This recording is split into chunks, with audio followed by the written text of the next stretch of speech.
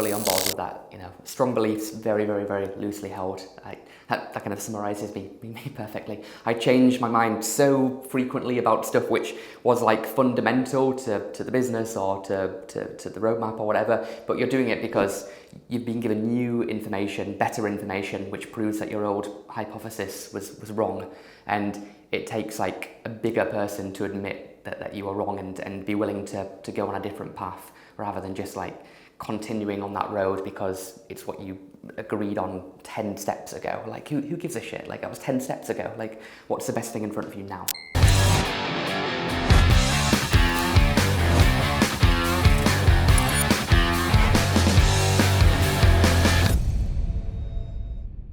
All right, Mel, thank you for joining me on the podcast.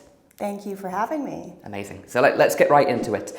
You're the founder of GOSS, which you've built from just an idea into a growing social gaming app for women. So a lot of people that listen to this podcast, Mel, they're like a few steps behind where you are. You've raised money, you've built a successful company. There's a lot of people listening that just have an idea, or maybe they've built an MVP, or they're at the very, very early stages of getting something going.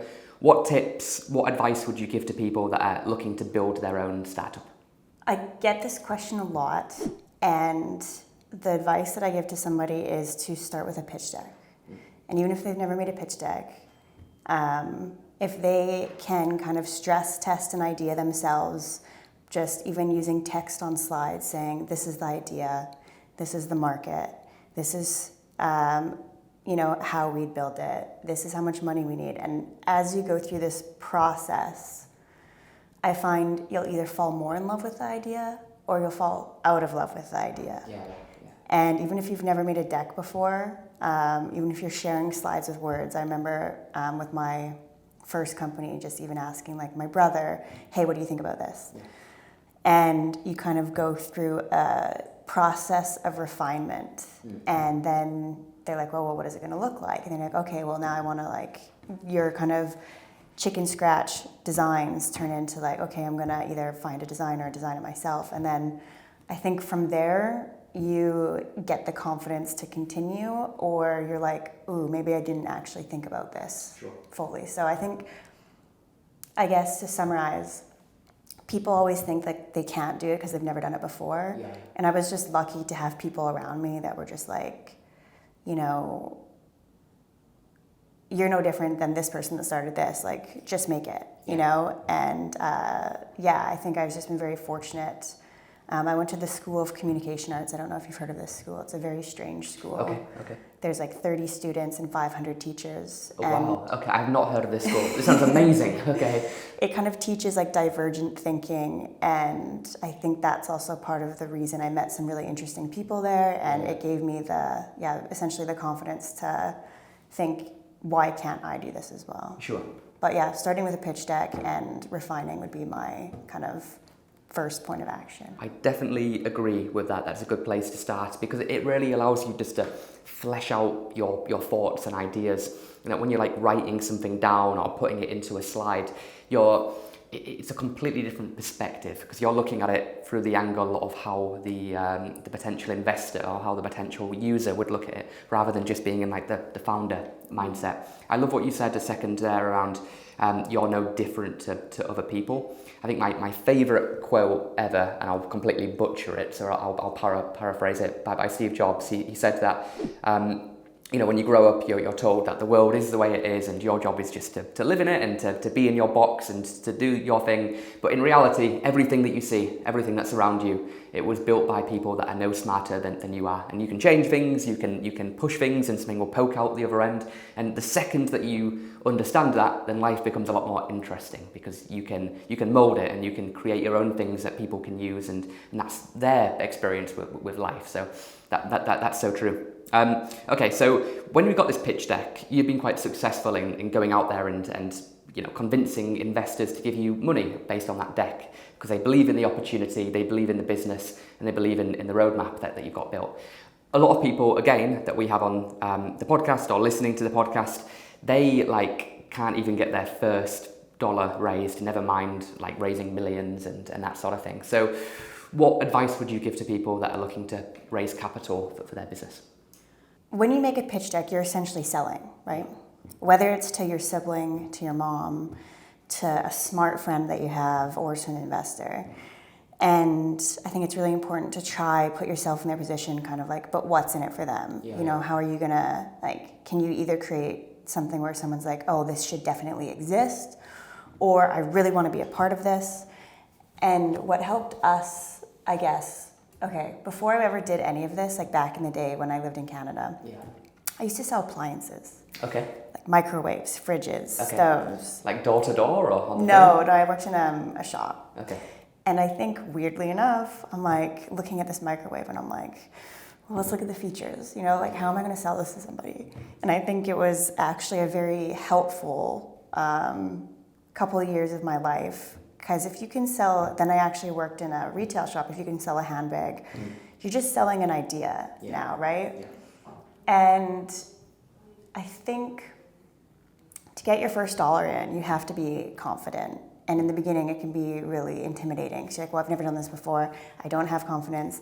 Literally first time going out. But if the product should exist and you know that and you have the conviction, this is why, again, I go back to the deck. The stronger you can make that deck, the more points that you can get in from, you know, like market opportunity to this is the team that you have and this is why it's going to work. The more pieces you put in there, the easier it is for you to raise.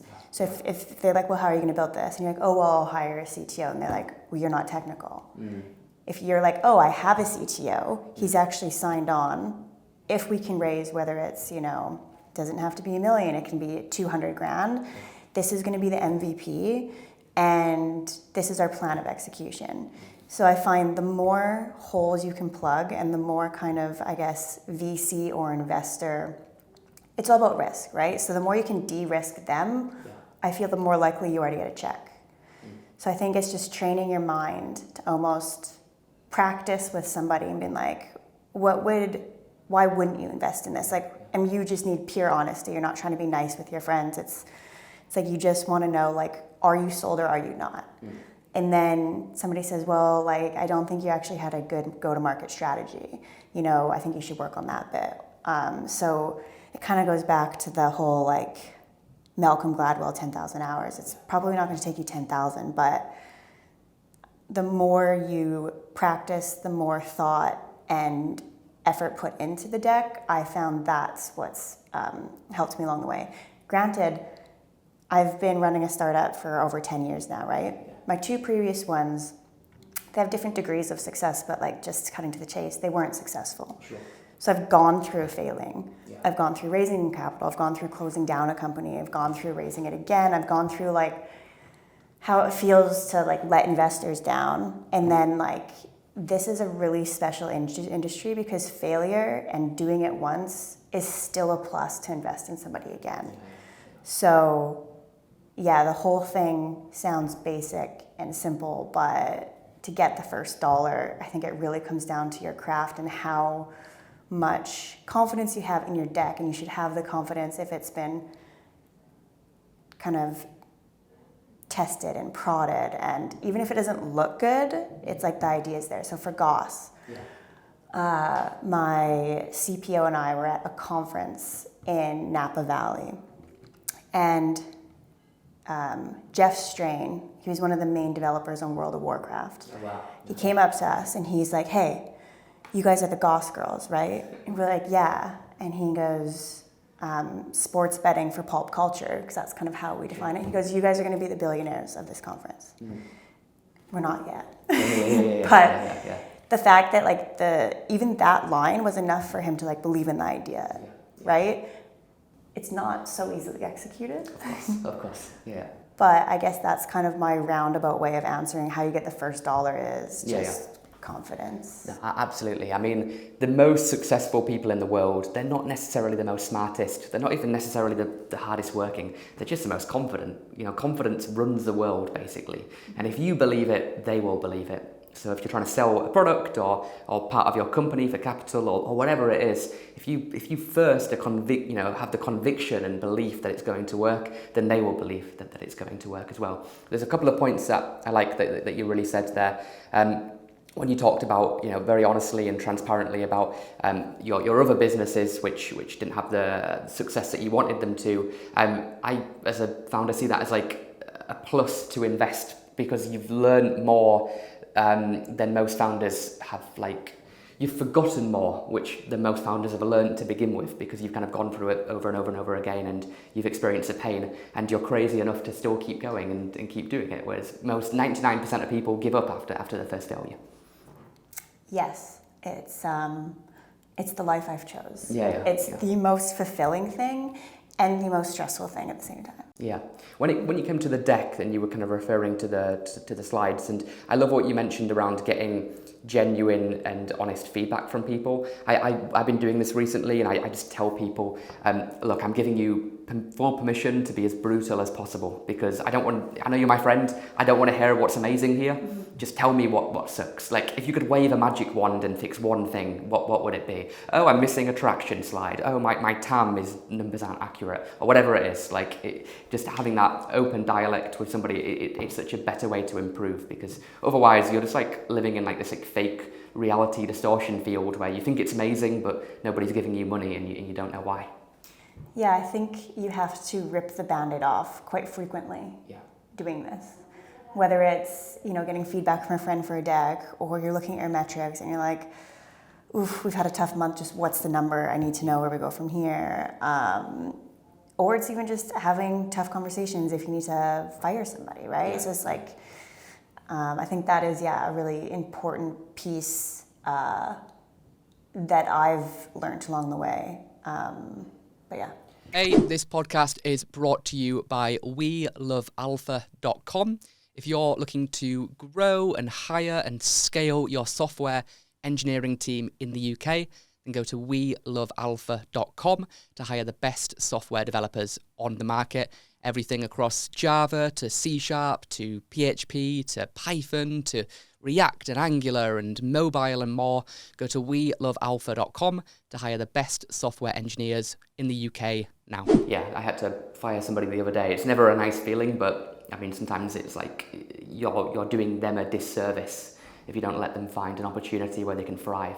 So it's a separate topic, but I guess on the theme though of firing and hiring, when you do raise investment, like a good chunk of that money almost always goes into the team. That's basically what you're looking to build. A business without a team it's not really a business. It's kind of you in your spare bedroom or whatever. So when you are building a team, when you are hiring, what's important to you? What are you looking for? What green flags? What kind of culture are you looking to build? Yeah, we did actually write down our principles. I wish I could have them memorized and tell you them all off the top of my head.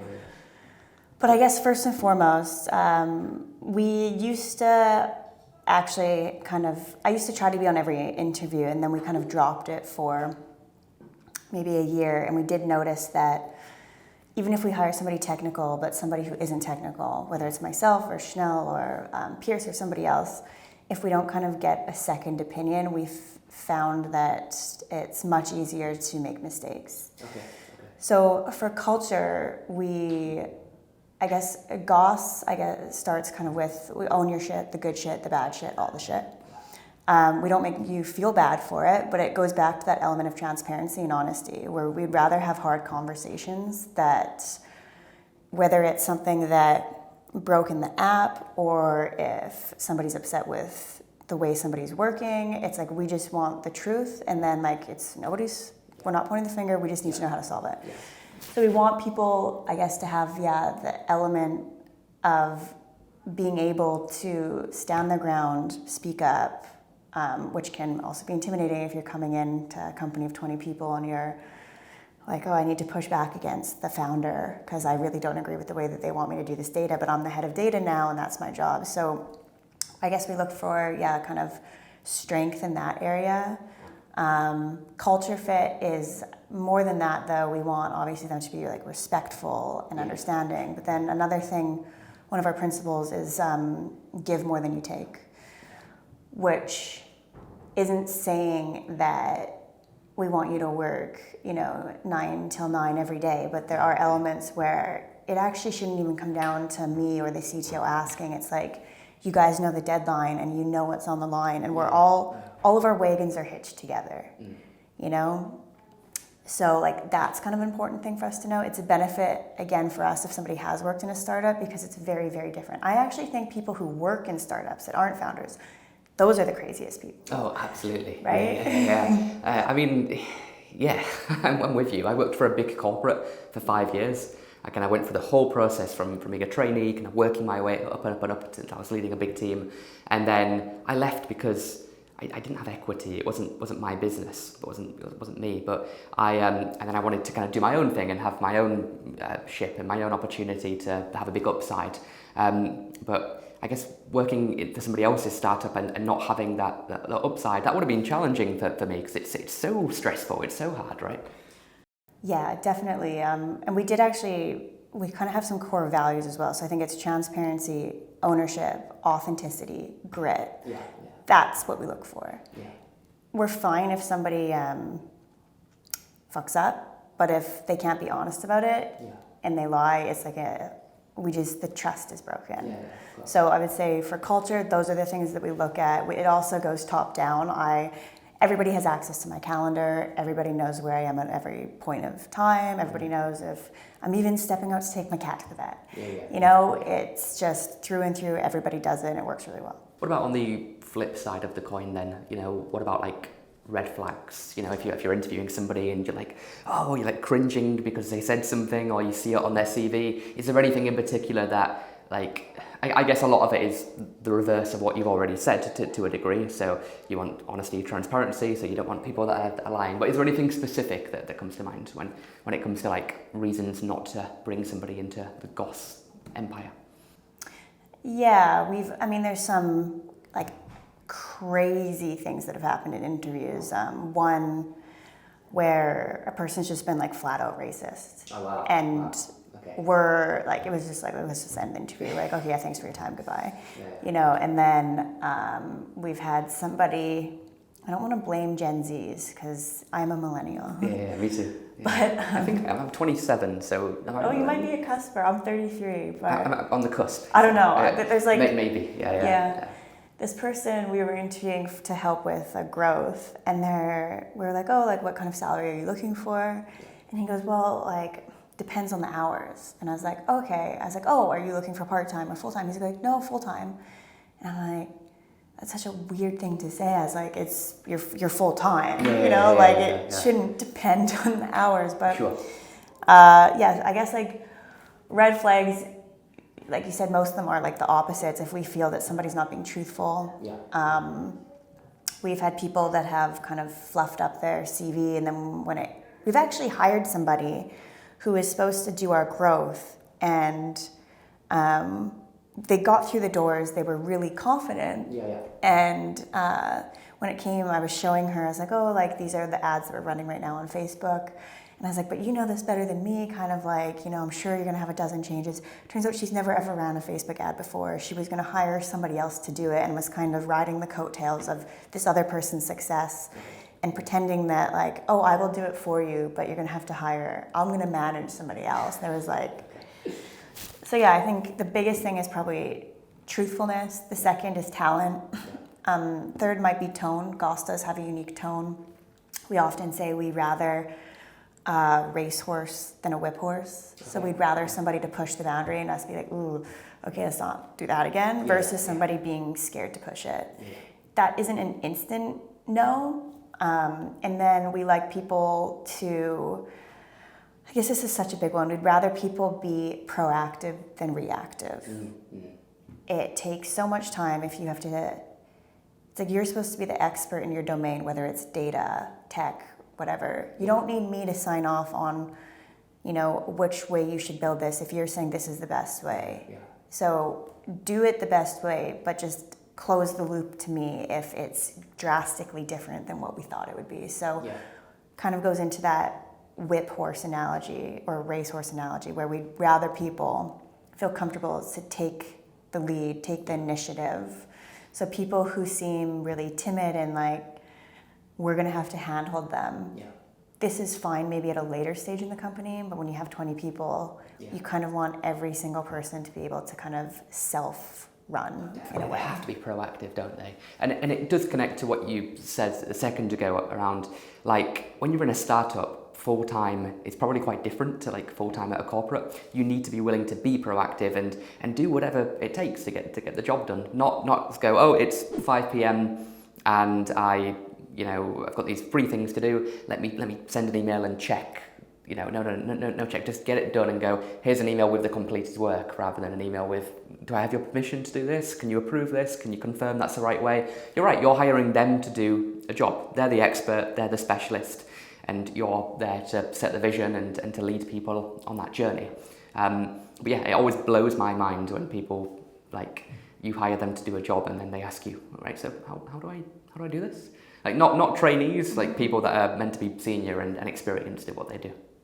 Yeah, completely. We had one developer a long time ago who, we used Jira, right? And we would put tickets into his bucket, and when his bucket was done, he wouldn't tell us, he would just sign off for the day. And we noticed this, like, it was over a month for us to notice this. We're like, where is he? And then we're like, oh God, again, he did not have 2 interviews. It was one of the ones that slipped through the cracks. Yeah. Okay. So prior to GOSS, you had Loop Social and Natter. Okay. So what are you doing differently as a third-time founder as opposed to first or second-time founder? Like a moment ago, I said you've probably forgotten more than I've learned to begin with, because I've only founded one company. Touch wood. Yeah. What are you doing differently this time around now?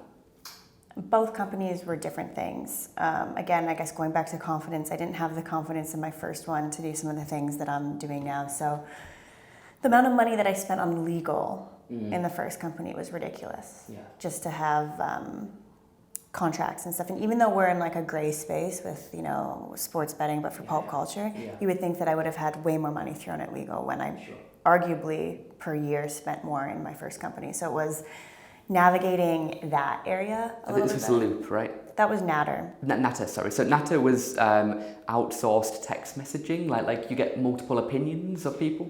Natter was, I guess we kind of used to say, what's better than a second opinion? A dozen. Yeah. It was like the Serrano de Bergerac, but I guess you probably have to be millennial or older to understand that. It was, you always go to your friends saying, how should I text back? This was that, but crowdsourced. Okay. You can choose the age bracket you wanted to ask. We actually had writers, comedians that you could pay for a response as well. Okay, cool. And then Loop was like location sharing. Kind of, yes. It was the ability to see who's there before you arrive in social hotspots. So we started with London, and if you're like, who's going to be at Ozone Cafe, you could actually create, in the similar way that you have group chats on WhatsApp, you can create your loops, and it will only ping these people in that group if you've hit a radius within 1 kilometer, and it'll tell you where they are. Okay. So it was to capitalize on convenience, and we actually ended up giving this tech to Soho House. Interesting. So they actually have it. I don't know if it's probably completely redone now since this was like 5 years ago. I've been with Soho. Yeah. But the big difference, there's differences between the two. So the first one, I co-founded the company with my art director. I used to be a copywriter before I did any of this. Yeah. And I think I did that out of convenience versus and we've been friends at that point. We actually went to primary school together. Okay, cool. I didn't put much thought into that. We were equal equity holders as well. Sure, yeah. When in reality, I kind of learned I wouldn't ever be, even if I co-founded at the same time with someone, I wouldn't actually be an equal equity founder unless it truly was equal. Yeah. That was one thing I learned. The second was the legals. Going into the second company, we made a big mistake by not doing enough, I don't think, market validation. So we are like, oh, this is great. We actually used it. I had a flatmate group. I had, different groups. You could even have a complete open to anybody if you wanted to, whether it was even like to more meet guys and girls out. Okay. Yeah. But people cared. After launching, and it was very hard to build because it had to work in the background of your phone, even if the app wasn't open, and it couldn't drain your battery. So there's a lot of technical things. And we found people cared more about privacy than convenience. And a crazy thing that came up a lot was people like, I don't want my girlfriend to see that I'm here. I told her I went golfing, and it's like, I'm not even kidding. This came up a lot, and it's like, I don't know if like what types of relationships people have, but people did not like the idea of being tracked. So that was a big error where we went to build faster than, kind of collecting that data. So I did not have the confidence to raise a second round on Loop because I didn't believe in it anymore. And I would never raise money on a product that I didn't believe in. Of course, yeah. Going into GOSS, before we took any investment, we actually did a test. So we put up a really shitty website, and we're like, we're going to focus only on Love Island.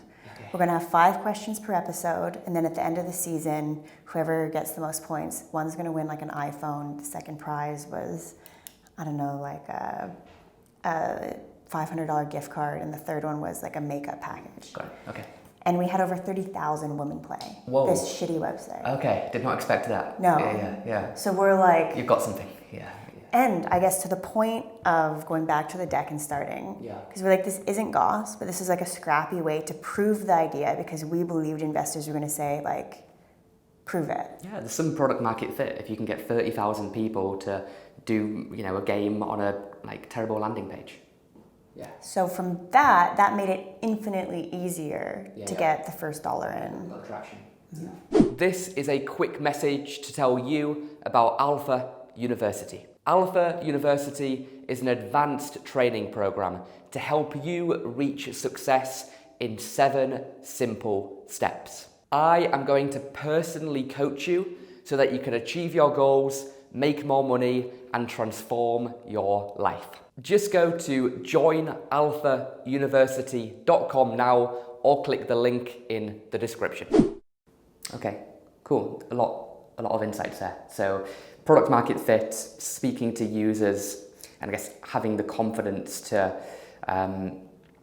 raising money when you know it's the right path. I appreciate the honesty of you're not going to take people's money on a gamble. You want to do it when you know that you've got a clear plan to make something work. So, and I think investors will probably appreciate that more because when you then need to go to them in the future and partner with them on something else, they'll remember the time when you were just genuine and didn't try to lie like I guess the majority of people do in the space. It's a blessing and a curse because I think if I was able to bullshit, I could have probably raised a lot more, but I was I can't. It's like I'm not comfortable with it. This is just how I like to do things. And some investors have said, I've had investors that have backed my first company that are now in my third company. And because they believe in the founder rather than... And they know they're always going to get the truth, even if it might not sound as good as something else. So I think, that's super important because like you said, this industry is full of people that can bullshit. Yes. And I think if you ruin your reputation here, it's a small world. Very small. Yeah, very, very small. Okay, so on the Apple App Store, I use iPhone, I haven't checked Android, but you've got thousands and thousands of reviews with an average rating of 4.5 out of 5, which is awesome, right? So what makes a beautiful app? How do you build a product which people love to use? It seems like a simple question that you're asking, but GOSS, I guess first you do want it to be simple. You want it to be intuitive. GOSS is taking on a lot because most women don't wager. Wagering is confusing. You're dealing with fractional decimal odds, which, I didn't know what those were before, I really got into learning about betting. I have no idea what you're talking about. So with GOSS, we didn't want women to be put out or feeling uncomfortable being like, ooh, I don't know what this is, I don't feel confident, like this product isn't for me. Yeah. So we took an existing product like Instagram, we're like, how can we make this feel more like a place that they've been? Okay. We kind of started there, and we still haven't nailed this, but I can't take credit for Pierce. Pierce is our lead designer, and he just puts so much love, care, and attention into the product. But he often looks for inspiration from other companies. But there is a space where GOSS is first to market with, creating kind of a sports betting platform for women, where we have to kind of craft the wheel from the beginning. But I would say it's a good place to start to get inspiration from similar companies and be like, well, if this worked for them, can we piggyback off of that? I would say that goes into making the product, but it just being simple, intuitive, and not buggy, which we have all of these problems at different times still. Yeah, but leading by simplicity, as ironically as simple as it sounds, it's common sense, but it's not common practice. Like the majority of apps, websites, products, whatever that I use, like there's just a terrible user experience. Like there's way too many buttons, there's way too many options. Just like less is more, as cliche as it sounds. I totally agree. We've, we are still trying to even distill it down further. Yeah. It's just, again, going back to the pitch deck, if you make a pitch deck, it's probably going to be 50 slides. Yeah. And then you're going to be like, okay, we don't need this. Then you're going to get like a really good one, whether it's 15 or 20 or I think they say the magic number is 10, which I think is bullshit because it's really hard to do. But less is more. It's just harder to get to less. Yeah, certainly. And copying another product, in my mind, it's absolutely fine as long as you're not like completely stealing their code, obviously, right? Like all the best businesses were inspired and built on the backs and the shoulders of other big businesses. Like Facebook wasn't some revolutionary concept. I mean, there was MySpace and Friendster before that. Before Spotify, we had Napster. LimeWire, yeah. That was an interesting website, right? That was wild times. You didn't even know what you were getting when you downloaded it. You just clicked download and you like hoped it was the right song, or halfway through the song like a voiceover would appear like, hey, if you like this, click my profile for more. It was like, wild west. But like you don't need to reinvent the wheel. Like find the best wheel out there and attach that to your car. You've got better looking, mirrors or windows or seats. So you've got your USP. Like don't try and do everything from zero. Like there's already proven successes out there that you can apply to your business.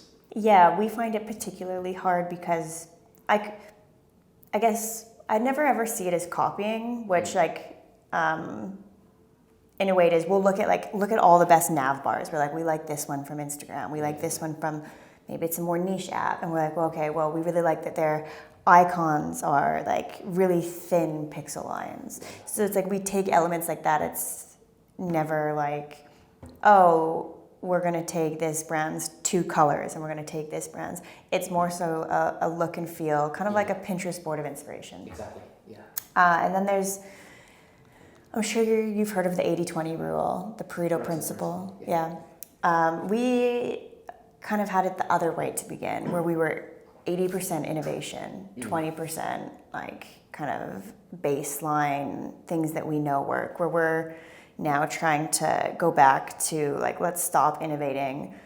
What can we take from sports betting that will work, that, we've had to refine a lot because, like I said, we don't want to confuse the users with decimal fractional odds and how that all works. But we've tried to, again, push that 80 down and bring the 20 up to be like, I think we're trying to do too much here, where users are used to this type of system. Let's just give them something that they know how to use and then add those building blocks on. Because we did make the mistake, I think, starting with a product that we kind of did it the way we exactly wanted to do it, but it was a steeper learning curve for our users. So now we're trying to bring it back. We have a beautiful onboarding experience that you go to, shows you how the app works. And I guess like the numbers have kind of shown that this is working much better. Cool, got it.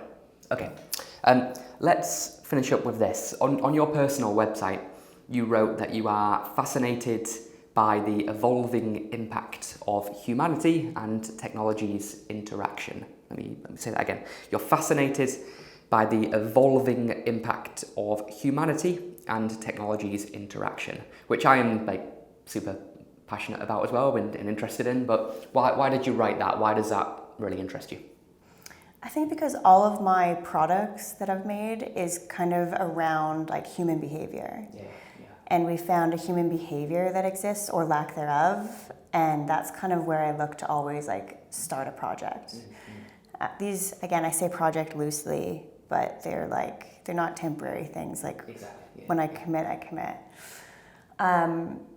That was actually written before AI was even a thing as well. Wow. Okay. So AI has kind of... It's changed everything. Yeah. Yeah.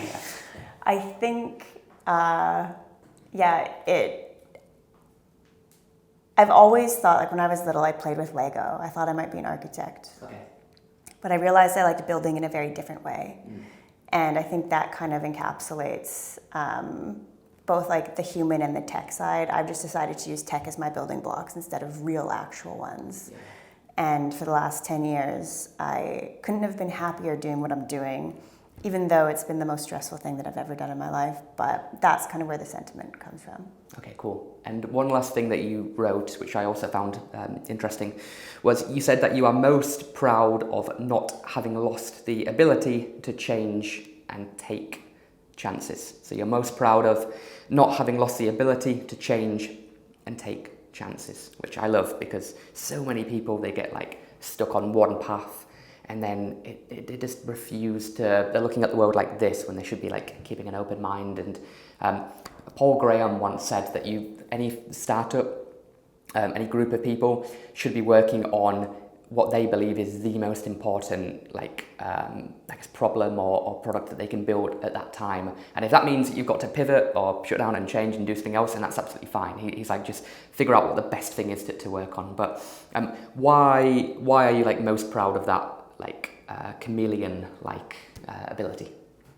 It's twofold for me. The take chances goes back to something that you mentioned earlier.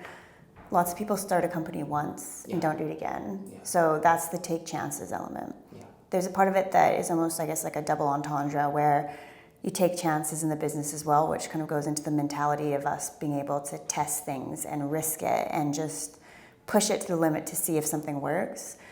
The ability to change is actually based more on like a personal ethos. Like people can convince me all the time. What's it called? Strong beliefs loosely held. Yes. Goes to that, where I'm always open to, if I'm like, hey, I want this built this way, if somebody's like, hear me out. And then I hear them out and I'm like, sold, okay, let's do that way. Yeah. So that wasn't so easy, I think, for me in my first company. But over time, it's become something that kind of like how you built a workout regime and it just becomes habit. This has now become habit. So that's kind of where that comes from. Yeah, I'm fully on board with that. You know, strong beliefs, very, very, very loosely held. That kind of summarizes me perfectly. I change my mind so frequently about stuff which was like fundamental to the business or to the roadmap or whatever, but you're doing it because you've been given new information, better information, which proves that your old hypothesis was wrong. And it takes like a bigger person to admit that you are wrong and be willing to go on a different path rather than just like continuing on that road because it's what you agreed on 10 steps ago. Like who gives a shit? Like that was 10 steps ago. Like what's the best thing in front of you now? I guess one last comment I'll say on that. With everybody at GOSS, we believe when they bring something up, they're doing it for the betterment of the product in the company. Yeah. And that also goes into like when we hire somebody, they're never saying, hey, I want to build it this way because it's going to take me 10 less hours. Sure. It's always, again, we'll have passionate disagreements, don't get me wrong. And this is what makes the product better. Because again, it's almost going back to that pitch deck thing. Pierce or Chanel hasn't sold me on this idea. So I'm like, I don't get it, I'm not in. And then he'll come back and fire. And sometimes they'll be successful and sometimes they won't. Or sometimes they'll be like, oh, I didn't think about that.